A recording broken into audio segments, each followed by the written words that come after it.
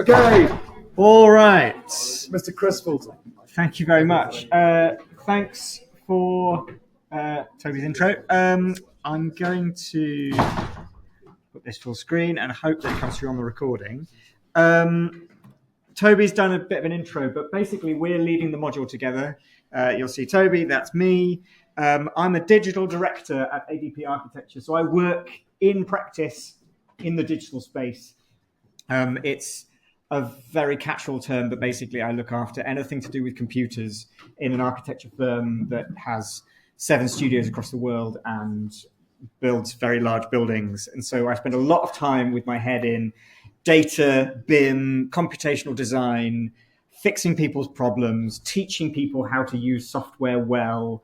But I do that every day on a sort of practice level. And if you've got any questions about practice, I'm very, very happy to take those questions at some point throughout the year. I'm with you quite a lot this year. I think I'm teaching you most of the next 11 or so weeks. And then I'm here quite a bit next semester as well. So we'll get to know each other fairly well, I hope.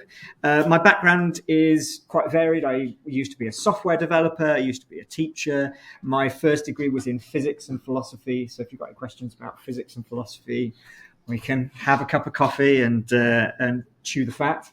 I also am on the RIBA expert advisory panel on data, computation, and AI, which sounds very, very fancy, but basically the RIBA is full of older people with beards and white hair, and they haven't spent a lot of time around computers, and they're much more comfortable with pens and pencils.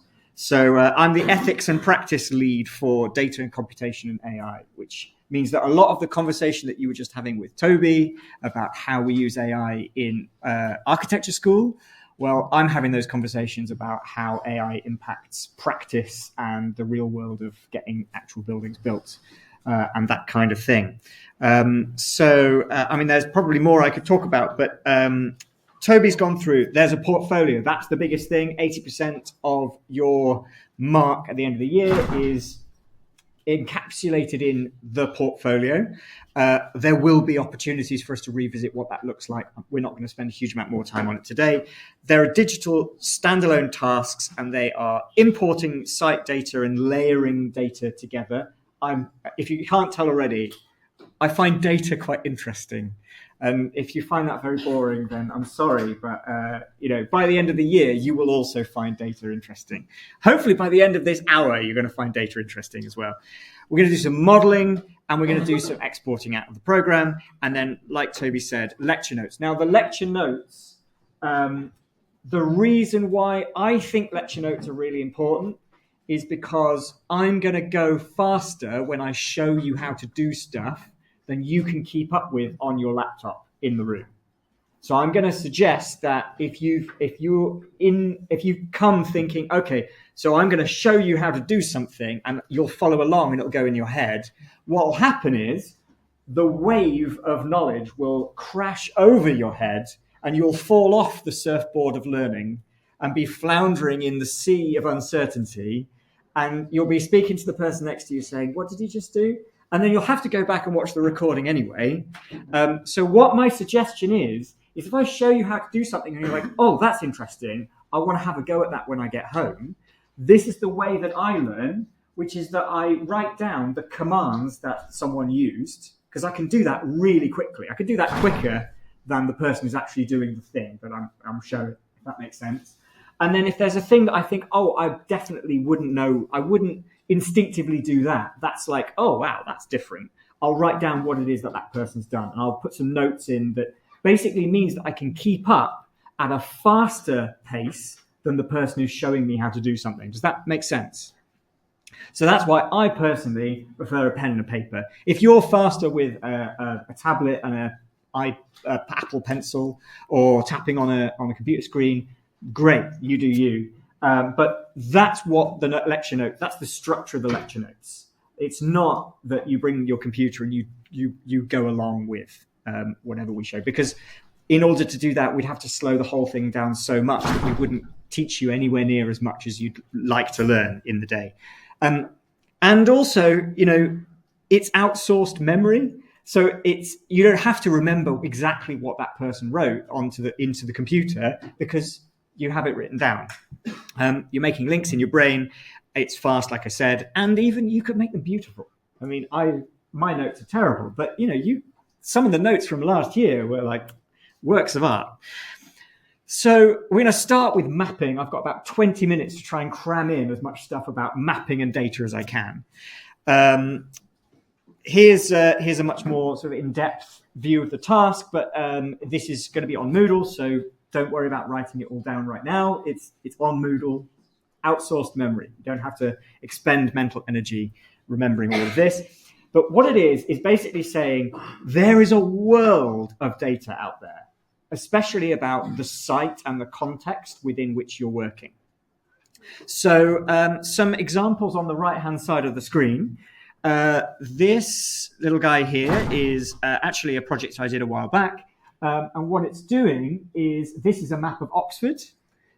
This is actually the city streets of Oxford, the main thoroughfares of Oxford. And the bars that lift straight up in the sky like massive skyscrapers, they are the amounts of money that the council gets from businesses in business rates, which is like council tax for businesses. So, you have to pay council tax when you live in your house.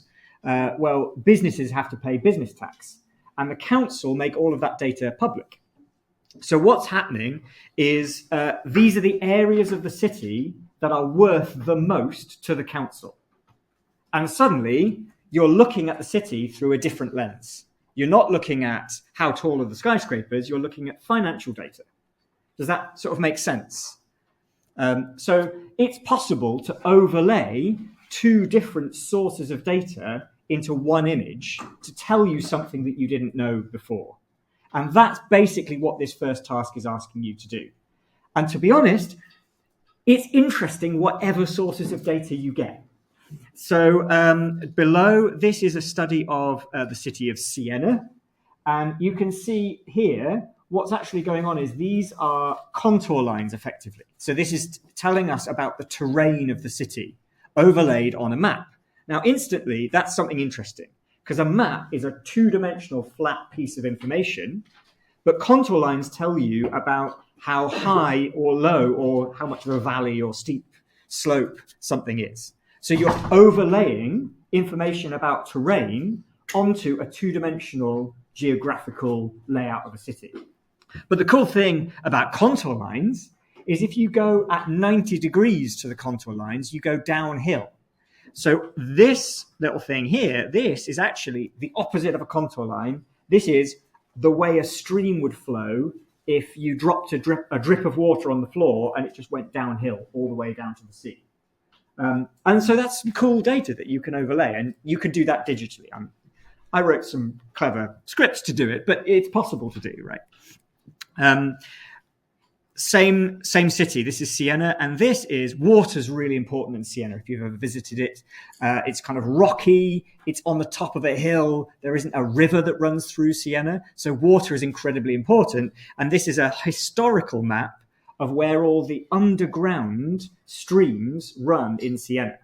So you've overlaid both history and water and a map of Siena on top of one another.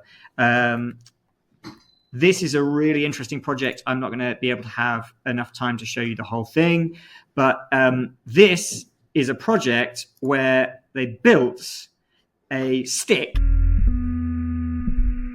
and the LEDs light up when it has a high Wi-Fi signal, and the LEDs go low when it doesn't have a very high Wi-Fi signal. So if you imagine I was walking around, and if I walk over here, the Wi-Fi is really good, the stick lights up. If I go over here, the Wi-Fi signal's really bad. It goes like down to like one or two little LEDs at the top. And then they walked around the city. They long exposure photograph. See this guy here. As he walks around, they long exposure photograph a map of the Wi-Fi signal. It's a cool idea, right? Now this, I'm saying that is a map, because it is a representation of data in space. And I would be excited by that kind of map, because that breaks kind of your ideas of what a map really could be, but also it's using digital data to come up with. Does that kind of spark some ideas for the kind of things that you're trying to put together? Cool. Really, really fun project. Thank you. Here's another really fun little project that I just find really funny. It's a guy in Germany, in Berlin, and he worked out that the way Google Maps understands traffic jams is by the fact that everyone in a car has their phone on them. And what he did was he got 99 phones and put them in a wheelbarrow and walked really slowly along the street. And Google Maps thought that what that meant was the traffic jam was literally making a change to Google's mapping data. And the reason he's doing this is he was a bit annoyed at how many people were driving up and down the road. So he was like, I'm going to create a traffic jam on my road so that Google takes people the other way. It's a great idea, right? And what's cool about it is that in order to do that, you have to really understand the digital stuff going on in the background of why Google has made it to how and why putting 99 phones in a bucket and moving around would actually happen. But it's a really cool project. You also need to have a lot of friends to make their phones. Yeah, I don't know where he got them from. I wonder whether they were old and getting thrown away or something. But that as well. So let me show you where you can get some data. Because it's all very well me saying this stuff is possible, but if I don't actually show you some examples, then you're just going to be a bit lost. And the one thing you definitely have access to is Digimap. You used Digimap a bit last year, yeah? Has everyone actually logged into Digimap? Great. And were you excited when you did that? Did you have a little flutter in your heart about how exciting the data was going to be available to you? And your life was going to never be the same again? Maybe. Okay, right. Well, Digimap, where is Digimap? I always just Google Digimaps, and there we go. I click the first link. Ordnance survey, and you need to log in using your Moodle. Log in. Here we are. Now, probably what you've done with Digimap is you've created like an A1 sheet of some mapping around your site. And you've got like the outlines of buildings and that kind of thing. Right. So you're year 2 now. So we don't just care about lines on a page. We care about 3D data as well. So let's have a look. We'll come in. And here's Headington. I haven't actually done this. I don't know what the data's like over here, but we'll hope for the best. So here we are, Oxford Brookes University. I think we're in like one of these buildings over here somewhere. And what we're going to do is we're going to download some data. Now, when you click on the download data button, it gives you a bewildering array of options. And if you want to, you can just tick all the boxes and just download all the data and just see what's there. Lots of it will be in file formats that you don't quite understand. So I'm just going to give you some pointers to some things that do actually help. So the first thing you're going to do is draw a rectangle or a shape of whatever kind of the area that you're interested in.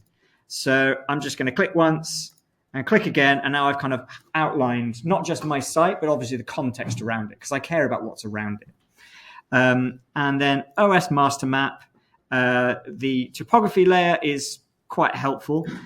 Basically, it is pretty much in DWG form, the outlines that you see on the screen here. So it'll get you there, it'll get you going pretty quickly. It's probably what you downloaded last year because it's first in the list, right? Now, other things are land and height data. Thank you so much. Amazing. Land and height data. So not just here's a flat piece of information about where we are, but also let's put this in 3D because maybe we want to be able to see the slope of Headington Hill.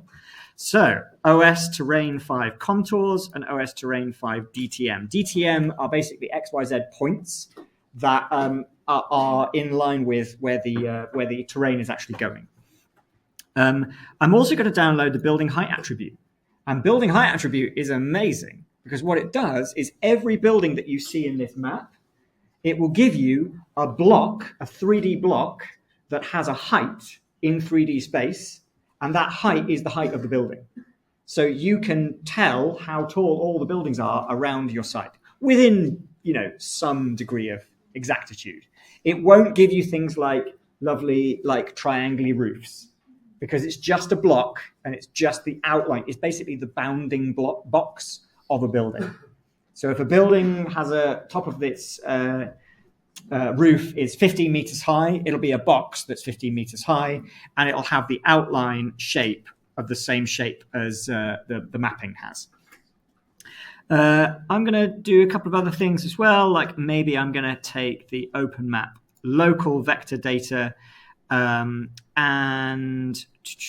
that'll probably do for me, I think. And then I'm going to add that data download to my basket. Now, before it actually gives me the data, there's going to be a couple of things that happen. First, it asks me what format I want the data in. And I need to know what format I can open and do something with. Otherwise, this data is going to be useless to me. So, for example, as a topography, I happen to know that if you download a geo package, I don't know how to open that. I haven't got a special kind of software that can open a geo package. However, I do have a special kind of software that can open DWG. DWG is probably a file format that you touched on last year when you did CAD. Drawing. And that is a file format we know we can open. So there's no point in downloading something if you don't know you can actually do something with the data. Or if you think the data's got something really good in it, then you're going to need to go off and find, do a bit of Googling and find a program that can open a geo database or whatever the file format is. Doesn't really matter on the theme, it's just the colors that they use. 5 contours. Again, I've chosen this because I know that there's a DWG version and I know I can open DWGs. Shapes and GML3s, much more difficult to open unless you particularly have like GIS software or something, which I imagine you won't. Same with this. Now, the one thing about this DTM is this XYZ format is actually, it's going to take a few bits and bobs to get that data into Rhino, the way I would do it. And it is a little bit confusing, but I'm downloading it just to show you that it's there.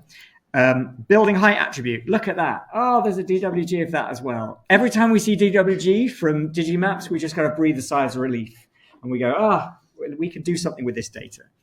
And the open map local. Actually, I've done this wrong. I'm not going to worry too much about that. I should have chosen the vector map local. But anyway, we've got the topography and that's all we need. And then we can give this download a name. So we'll call it Headington Hill Campus. And we'll request a download. And it'll go away and have a think about that. A few minutes. It'll send me an email and I can download all of that information. And hopefully by the time that's finished, I'll come back and have something to show you. The other thing I wanted to show you is not just what you can download from Digimaps. Just collapse that back over. But also, here we are. Where are you? Layers. So within this image, we're obviously looking at effectively the Ordnance Survey map. And this is something probably you're quite familiar with. As you zoom in, it changes the display to be a lot more detailed. And obviously you can see things like individual buildings rather than just kind of massing. However, we can turn on things like contours. So already I can overlay a contour information on top of a map just within Digimap. So I haven't had to do anything special anywhere else. And I'm going to turn the transparency down. Is it going to let me do it? I have to. Oh, here we go. I have to zoom out a little bit. Can you see that as I change the transparency, my contours are kind of turning on and off? Now, what we can also do is, I think we did this before.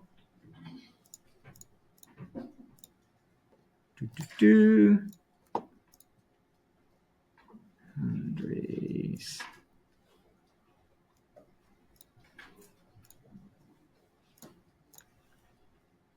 How did I do this? Aha. You can turn the base map, here we go, to grayscale, and the contours up and down. And now it's the base map up at the top. That's what I was looking for. Now what I've got is the ability to choose what information I'm presenting to you as the viewer as the most important information on the map. Does that make sense? Now suddenly I've gone from having contours as a kind of a nice to have. Now contours are the most important pieces of information on this image, because I've basically turned other things off. Now, something to be aware of when you're thinking about overlaying data is not just how do I overlay data, but how do I make it so that people can understand and visualize what I'm actually showing them. And often that means deciding what not to show as much as what to show. Almost, if I do this, how do you know what you're looking at? Whereas as soon as I turn the colors off and turn the layer down, now actually I'm having this much more interesting conversation potentially about the makeup of the land around Oxford. And it was raining a lot recently. I can almost start to tell from this image where is it going to flood in Oxford? Yeah. And maybe I've got some historic flood maps that I want to overlay over that, along with the contours, and now suddenly I understand how water flows around a city. I just thought of that, but you can have it for free. Right. Are you happy with the fact that Digimaps can now do more? I'm going to hope that my email has arrived. Where is it? Here it is. Inbox. There we go. It only took a few minutes. Your Digimap order is ready for download. So I can download my data. Needs to sign in again.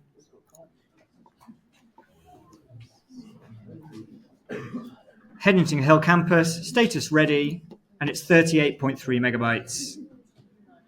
So I'll just show you very quickly how that data comes into Rhino.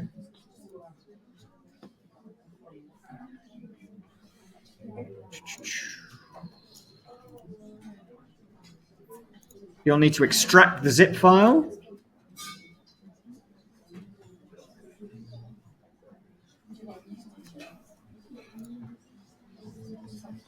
Is it going to let me?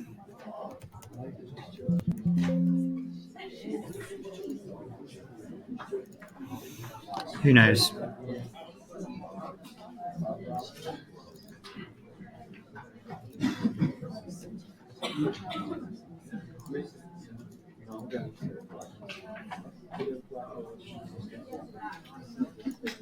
Here we are. Right. So, very, very brief introduction to importing things into Rhino. And I'm going to show you Rhino in a huge amount more detail. So please don't lose your mind. But all I have to do is I'm going to take my master map, topo, DWG. I'm going to drag it in. I'm going to say import this file, please. And it should be the model units will be meters, I think. So I'm just going to bring it in for now, just so we can see what happens and have a feeling. Yeah, here we go. So this is the beginning. This is the middle of my Rhino file. This is like 000. There's this little grid thing here. You notice nothing's happened. And the reason is because it's brought in my information at the national grid reference, which is actually like north and east of 00. So actually what I have to do is zoom out. And I have to zoom out quite a long way. And here it is all the way over here. And here is my map. And you can see that there's a whole load of hatches that I've brought in. Well, there's a really cool little trick in Rhino. You can do cell hatch. Just type it in. Cell hatch. Press enter. Press delete. And all of my hatches disappear.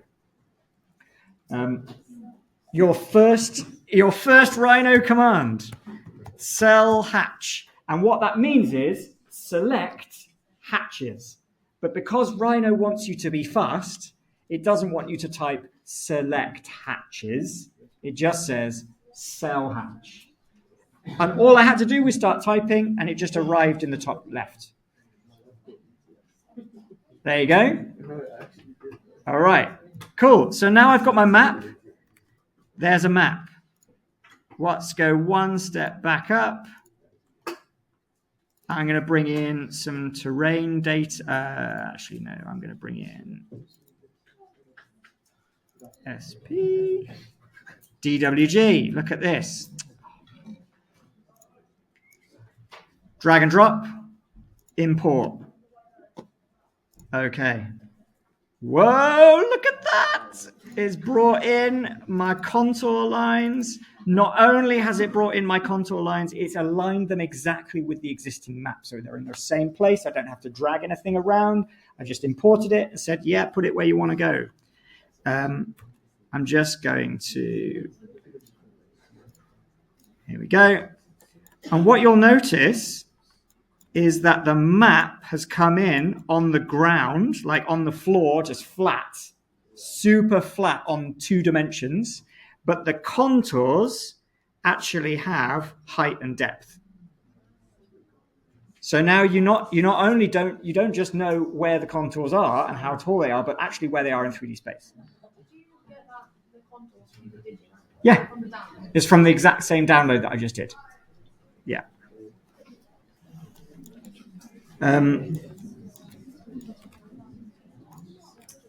Now, I'll show you how to create topography from that at some point in the future, because I really want to move on to some of your summer tasks. Are you ready to have your minds blown again? Yes. Drag and drop. Imports. Okay. This will take a while. And why? The reason it's going to take a while is because it hasn't just exported the building heights within the square that I drew. What it actually has done is if you draw a grid across the entirety of the United Kingdom and you split the whole of the UK up into little squares, they're called tiles. And wherever your site is, with building heights and with contours, what it does is when you draw that rectangle, it doesn't actually really matter where exactly you draw that rectangle for building heights and for contours. For the map, it makes a difference. But what it does is it just says, oh, you're in that tile that's kind of in Oxfordshire. I'll just download the whole thing. So this has now given us every building kind of in this bit of Oxford. I'll switch this to Arctic so you can see some shadows. And it's going to take a little while to think about it because there's a lot of geometry there. But this is every building in that whole square of Oxford, yeah?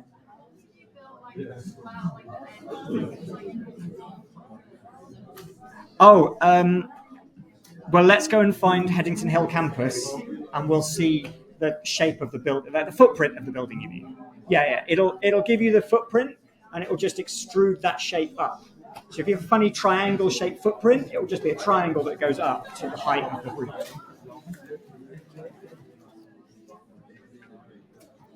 We're losing our CPU cycles here. Is everyone happy? Oh, Ralph, you're here. Hello. I'm pretty much done with the import, and then we'll hand over to you for the... Okay.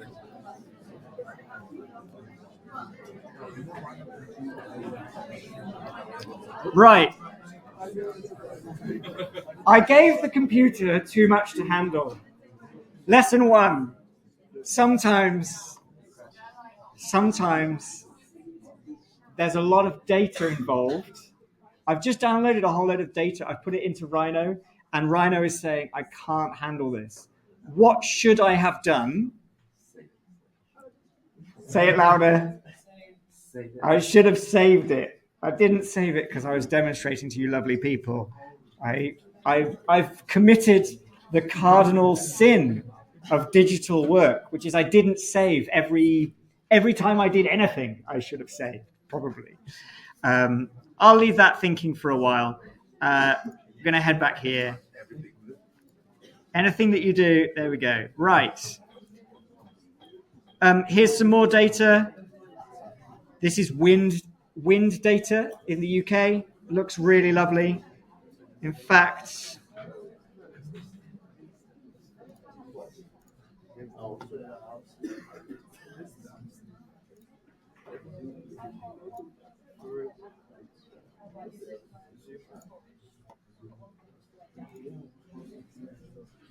here is all of the wind information live in the UK right now. Zoom.earth. So how did you put it in? Did you make that map? The one that you What? Which map? the window. No, this is a screenshot. No. Oh, okay. From it. Yeah. The wind in the North Sea is currently 23 miles an hour. Data exists everywhere. You just have to know kind of where to look for it. I'll show you a little bit more of this next week. I think this is a test.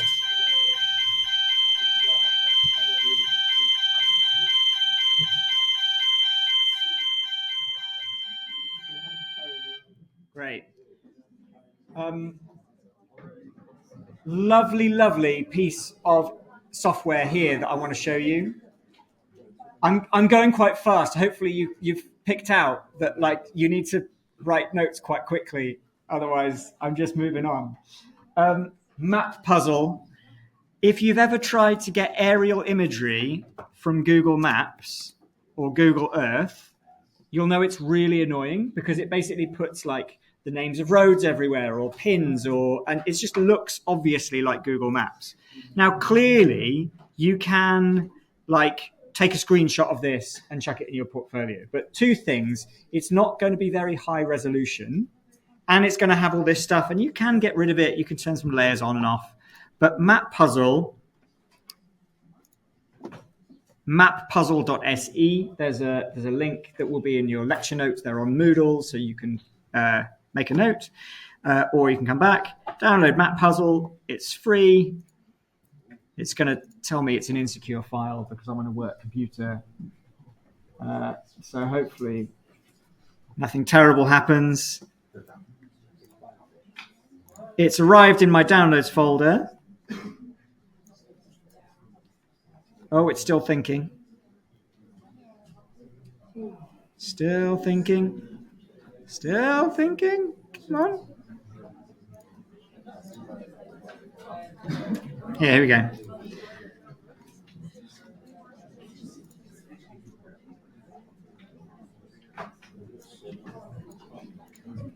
Very simple little program. All it does, all Map Puzzle does. Thanks, guys.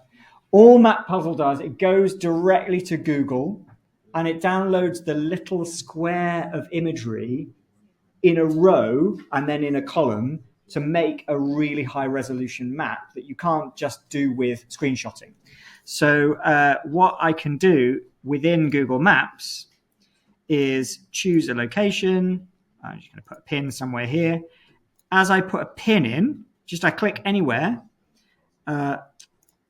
it gives me this longitude and latitude. Can you see right at the bottom of the screen? It's quite difficult to see if you're at the back.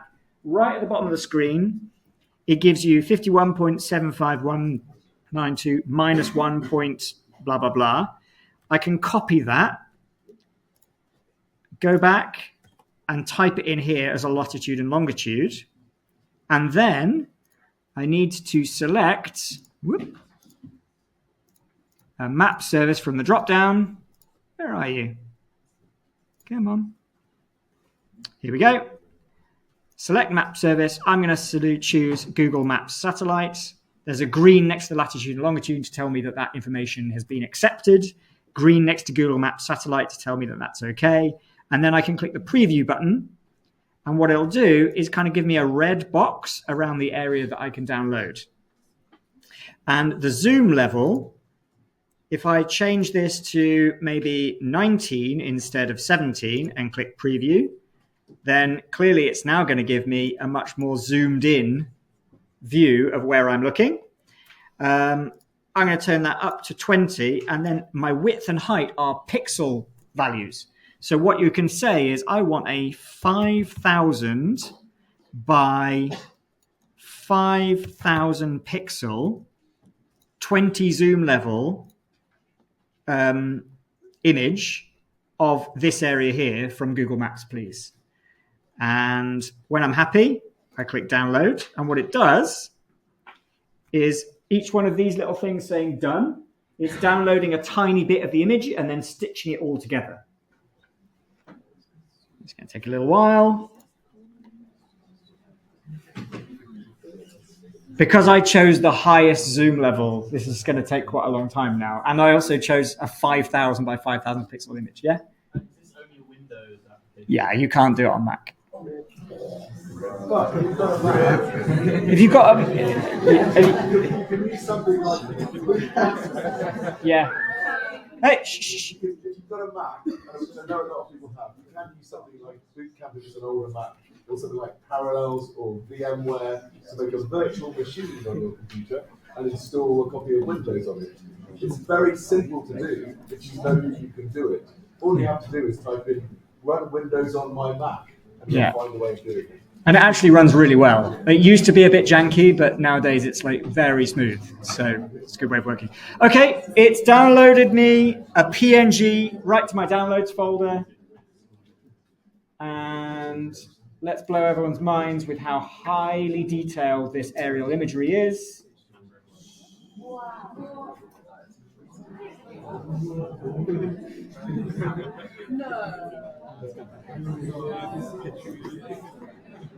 No more screenshotting Google Maps. It's cool.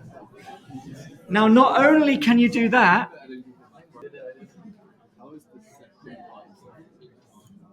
right, hang on. Rhino's completely crashed. You can bring images into Rhino 2 as well and overlay them on your mapping. You just... oh, there it is. It's working. Oh, that's good. Right. Now, I'm afraid to do anything with Rhino because it'll crash. Are you excited to get exploring some data sources and start putting some things together? Great. I would love now to switch gears and look, rather than forwards, slightly backwards, because you did some amazing work over the summer with your summer task. Ralph, do you want to come and I've got the Padlet open. Yes. So we can have a look at it. If you like. Yeah. If you like, just see if you like. Where have they gone? That's the question. Yeah, there's a tab. There's just two tabs open. There it is.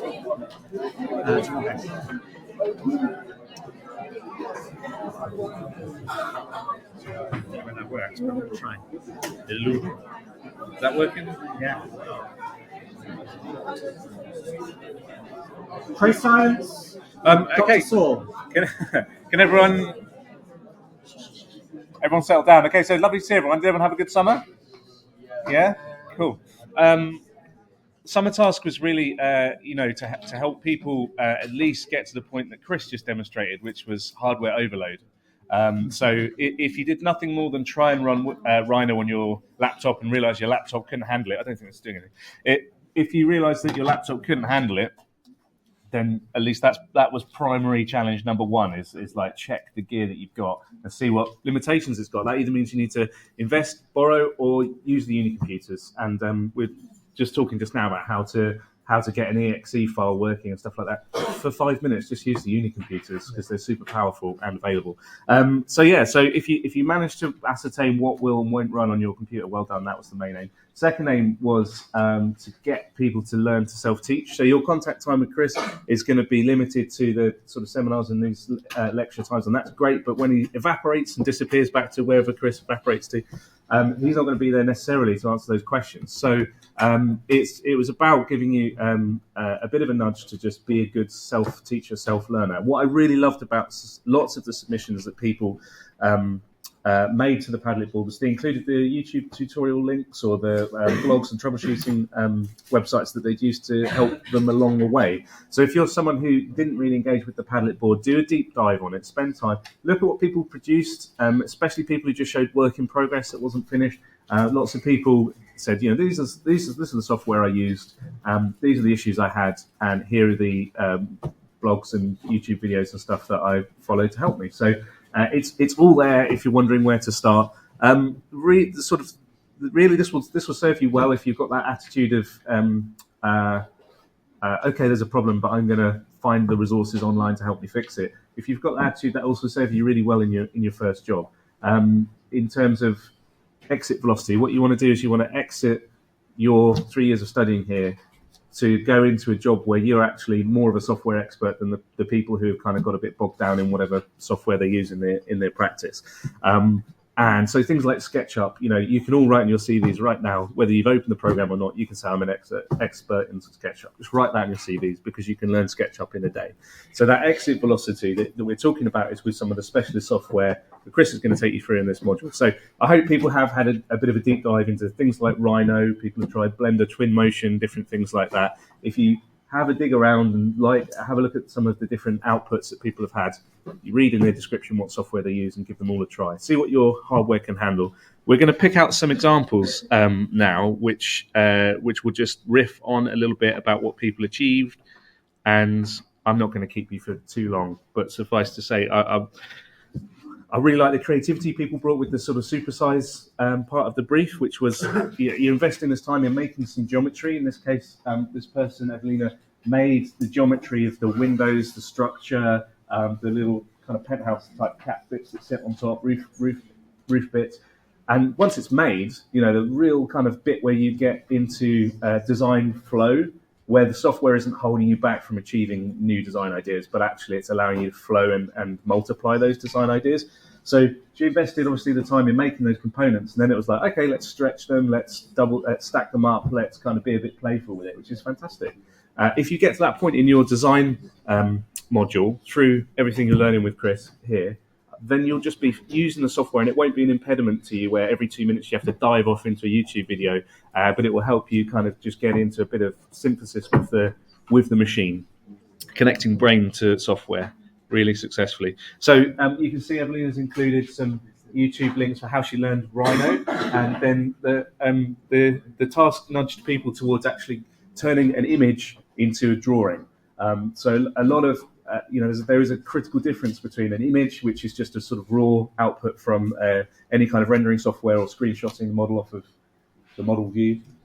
That's an image. If you are showing something to your tutor, they're not going to want to see endless images that are just kind of careless takes from an unrefined model. They're going to want to see drawings. They're going to be, if you show them an image that just happens to look like whatever the software defaults are, they're going to start saying, yeah, but what about the materiality? What about the reflections? What about the way it sits in its context? All of that comes from turning the image into a drawing. So I'm really pleased that lots of people took that really seriously. In this case, Evelina's put thought into foreground, middle ground, background, so just coming right back to the principles of making an image drawing. And she's done so through habitation and context and the sky. Really well judged, brought those darker silhouetted trees into the foreground and those lighter, sort of very light superimposition of different cloud tones in the background of the image. That makes the middle ground stand out because it has something to contrast in the foreground, something to contrast in the background. Really well judged. So people who took the projects as far as actually thinking about post-editing using either Photoshop or the free version, which is called GIMP, which you can get for free, really well done. So that's one I wanted to pick out. Chris, was there one that you wanted to pick out? Yeah, well, I was really impressed with everyone who basically tackled something with a brand new piece of software. Did any? I suppose maybe just a show of hands. Did anyone start using a piece of software and think, "Oh, this is going to be easy," and then basically that feeling of like being all thumbs, like every hand, like both your hands are left hands, and everything's kind of really like slow and laborious and confusing because you don't know what to click. Just rough show of hands if like that was your experience the first time you. Yeah. Hey, me too. Right? The first time you use a piece of software, it's like wading through treacle, and it's horrible. What I was really impressed with is that some people, I think there were a couple. This one, I was like, okay, so have you used Revit before, Angel? Angel? Where's Angel? Angel, had you used Revit before? No. So I saw this because my firm uses Revit. Right, and we build buildings that are so straight and so rectangular and so everything is 90 degrees. And everything in Revit makes you want to put 90 degrees on everything. You know, walls go straight up, ceilings go straight across, windows are squares.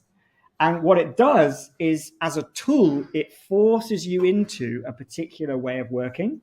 But what I saw when I looked at your Revit model, I was like, oh, wow, she's basically done battle with the software. You basically, like, you got an axe and you were like, I don't care if it is hard, but I'm going to get the software to do what I want it to do. Did it take you a while? Yeah. This is what it feels like to use digital tools when you've got something in your head that you're trying to get out onto a page, but you have to do battle. It's really hard. And especially if what's in your head is not easily done by the tool. Now, what's interesting is that my response to this is quite an interesting one, which is to say, was Revit the right tool to use? Because Revit wants everything to be a box, and you're basically having to do battle with it in order to do that. There are some ways in which maybe using something like 3ds Max or Rhino would be a tool that would kind of steer you more easily in that direction. But what I was so impressed by basically the thing that we're looking for at this part of the year is the tenacity to like keep going when you're all thumbs and the whole thing doesn't make any sense and it doesn't do what you're watching a tutorial and it comes out one way and you do exactly the same thing and it comes out a completely different way and you're like, why doesn't it work? And you have to go back and watch that bit of the tutorial 5 times. That's what we're looking for. That's the experience of learning the digital. It's kind of like learning an instrument or doing a sport for the first time, something like that. So I was just really impressed by that process. Thank you for doing it. So it was great that you posted a work in progress. This was your final post. Yeah. And look how well it comes out when you've done battle. It's brilliant. Yeah, in the post edit there, you've done great things using like kind of almost like comic style motifs for outlining things, which you talked about in your in the text that you put, and bringing the people so they pop in front of the drawing. So we understand it's a drawing. It's not trying to be photorealistic. It's your style, and that's really cool. Thank you very much for that. Would anyone like to volunteer to have their work talked about? Is there anyone who put in loads of effort and wants to have a little chat about it? Stick your hand up. No? Pointing going on at other people. I like that. a good, I'll just pick a few then. But Finn, well done, Finn, for probably being the most photorealistic. So I've just sort of spoken about the qualities of making a drawing and having a unique style. But if you're aiming for photorealism, if you're trying to trick someone into believing something exists or could exist, and that's what you want, and it's not appropriate 90% of the time in architecture, and generally in practice when you're making a profitable business, the part where you go and get the photorealistic bit done, you get a specialist company to do that anyway. So do think about how much realism it needs to be part of your core skill set coming out of this. He's added 3 extra levels or 2 extra levels to the top of the Blavatnik. I would love to send this image to the Oxford Mail and see what kind of storm it kicks up with local residents complaining, which is cool. Can we go back to how I was just cooking? I really like the one bit, but that's it. I know it's kind of photogrammetry a lot, isn't it? But what's really nice is that the photogrammetry enables there to be all the export of the map, enables there to be reflections of the surface. That's a hard thing to So do. these reflections here, that doesn't happen in professional renders sometimes. People don't get that right. Really, really good work. It's really good. Attention to detail. So that's one worth mentioning. I think there was loads of people who posted work in progress, which I just want to highlight. So this is a work in progress post by Alina. Where's Alina? Well done, Alina. So I know you produced something that went on from here, but sharing work in progress is so key. So I guess there's a bunch of people that started this task that felt the way Chris described. 2 left hands, couldn't make any progress, felt frustrated, so didn't post, didn't engage with the board. Negative thing to end on. You've got to get over yourselves. If that's what you're thinking, you've got to post something that's half done, and so that's good enough to get feedback. If you're the person that gets your first job and then you sit in the corner struggling, you don't ask for help, that job's not going to last for very long. You've got to be the person straight away.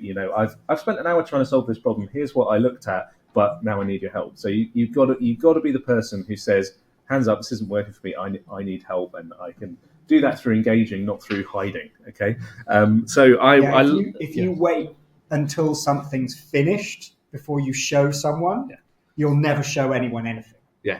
And that's not how you get the most out of year 2 of architecture school. Also, if you've quoted, say for example, you're trying to make a profitable business, you've quoted £10,000 to do a drawing pack, show it to someone half done, and so you've spent 50% of the allocated hours on it, and they say that's brilliant. Stop and take the money. It's crazy that you would carry on, you'd over deliver. So you've got to think about making money in the future. Alina, really well done. I just wanted to single this out because you went to the highest degree for relief and depth in your facade. So it wasn't necessarily like, it's a box with stuff stuck on it, but each individual element, I can see that you made it separately and put those things together. You sculpted it really well using a range of different tools, extrusions, push-pulls, probably Boolean tools, all the kind of different ways of cutting into geometry or extruding geometry. So I know that you're the master of that software now. Really well done. It's fantastic. Yeah. Any last ones you want to highlight, Chris? Or I'd be happy to look at all of them, but these are like last year's, aren't they? There were.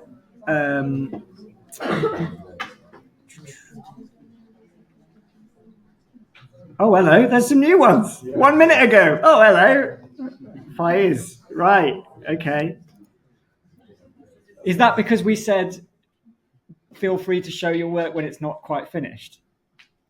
Where's Faiz? Is that because... Okay, right. That's finished. So there's a recalibration in your mind. There was no specific precedence of it. Yeah. I just did what I felt like. Yeah. Loving the lighting. We'll talk about. Some debut as well. Yeah. We'll talk about the process of rendering, because often that process of wanting the final image is something that kind of diverts people away from some of the other processes.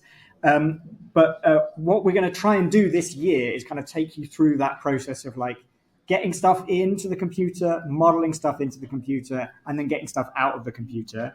Rendering is one of the big things that everyone now thinks about when we think about how do we get an image out of the computer that we can share. And obviously it's already really exciting that we're here talking and thinking about lighting and materials and those kinds of things. Actually, one of the things that I was really impressed with was